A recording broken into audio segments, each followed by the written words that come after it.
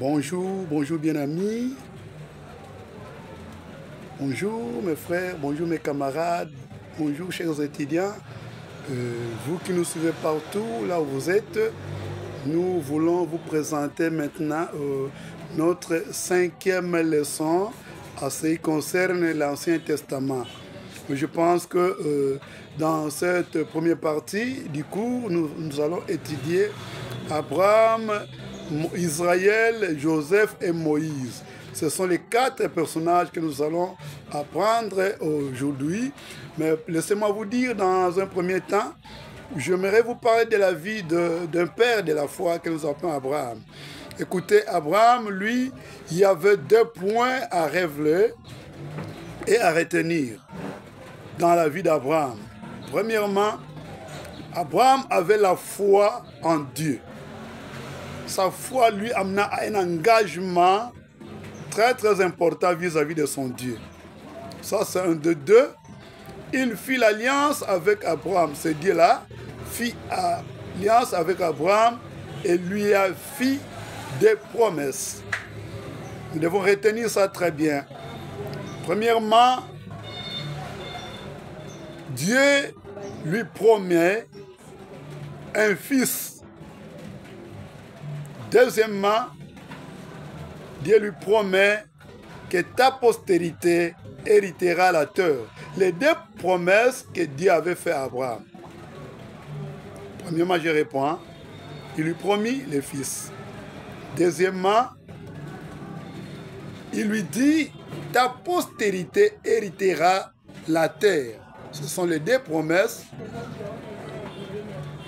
que Dieu avait fait à Abraham. Deuxième point, je voulais parler, sa femme Sarah lui fit une suggestion, une proposition que Sarah avait fait à Abraham, dressée dans la vie d'Abraham entre la relation avec Dieu et sa culture. Donc, la relation d'Abraham était autre chose et la culture d'Abraham était autre chose. Maintenant, par rapport à la situation de Sarah et sa femme, Abraham s'est retrouvé entre l'enclume et le marteau. La relation d'Abraham était qu'avec Dieu, il ne peut pas trahir Dieu. Mais la culture d'Abraham s'opposait à la relation d'Abraham. À savoir l'importance, il y a eu un contrat de mariage écrit dans Genèse 16, entre parenthèses Agar. Les tablettes de Nouzi, écoutez ce qui était révélé encore.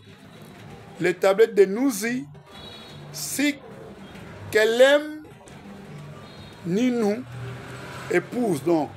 Il y a une épouse qu'on appelait Kelen Nounou. Si elle accouche un enfant, Shemina ne prendra pas d'autres femmes. Donc Shemina, c'est l'époux de Kelun Ninou. Alors on dit que si cette femme donnait un enfant ou les enfants, donc son mari ne peut pas prendre d'autres femmes. Et contrairement, on dit, mais si la femme ne donne pas les enfants, si la femme ne met pas au monde, cette femme achètera une femme du pays de Loulou et la donnera à Shemina comme épouse. C'était l'ancien contrat de mariage assyrien. Vous voyez? C'est un peu ça. C'est là que vous allez comprendre lorsque Sarah ayant bien maîtrisé ce contrat-là et sa culture, arriva à un moment donné, Sarah ne donnait pas l'enfant, ni des enfants. C'est-à-dire qu'elle va appliquer ces contrats-là. la femme doit acheter une esclave qu'elle va donner à son mari. Et le mari va donner les enfants avec l'esclave. Maintenant, les enfants appartiennent à la maîtresse de la maison, comme Sarah et Agar. Prendre Agar n'était pas la volonté d'Abraham ni de Dieu. C'était la volonté de Sarah. Par rapport au contrat, par rapport aux tablettes de Nouzi, les contrats de Nouzi, l'alliance de Nouzi. Comme Sarah ne mettait pas au monde, elle a bon jugé d'appliquer les contrats. C'est pourquoi elle va suggérer à Abraham de prendre Agar, qui était la bonne de Sarah. Maintenant, Abraham se trouva entre un criminel et le marteau. Il se dit, maintenant ma relation avec Dieu et ma culture, c'est là où le problème se pose maintenant. Entre votre relation avec Dieu et votre culture, il faut faire un bon choix. Voilà d'où est venu le problème d'Agar. Je reviens pour vous dire que ce n'était ni la volonté de Dieu, ni la volonté d'Abraham. C'était juste le respect des contrats de mariage, tenant compte des contrats liés aux tablettes de Nouzi. Voilà un peu ce qui s'est passé dans le mariage avec les Syriens.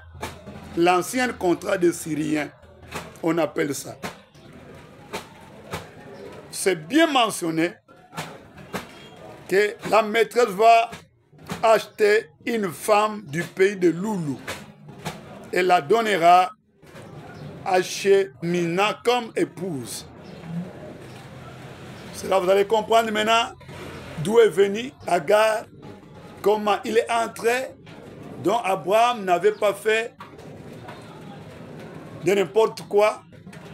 Il avait respecté les contrats par rapport à leur culture. Je vais bien démontrer cette affaire avec tous les détails possibles.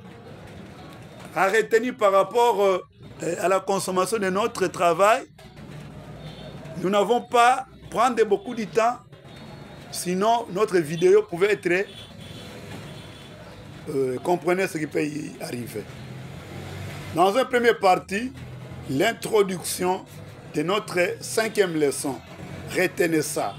Je parle d'Abraham. Je parlais de 2 points qui avaient chapeauté la vie d'Abraham. 1. La foi en Dieu. Et 2. Dieu lui fit l'alliance avec 2 promesses. La première promesse, tu auras un fils. Et la deuxième promesse, que ta postérité héritera la terre. Ça, c'est l'introduction. Vous allez me suivre en long et en large lorsque nous allons vous présenter la deuxième partie. Merci beaucoup, vous qui me suivez de près ou de loin. Soyez bénis, maîtrisez bien ce cours de l'Ancien Testament, la 5e leçon. Merci beaucoup, que Dieu vous bénisse. À bientôt, je vais revenir encore pour vous donner la deuxième partie. Merci bien-aimés, soyez bénis.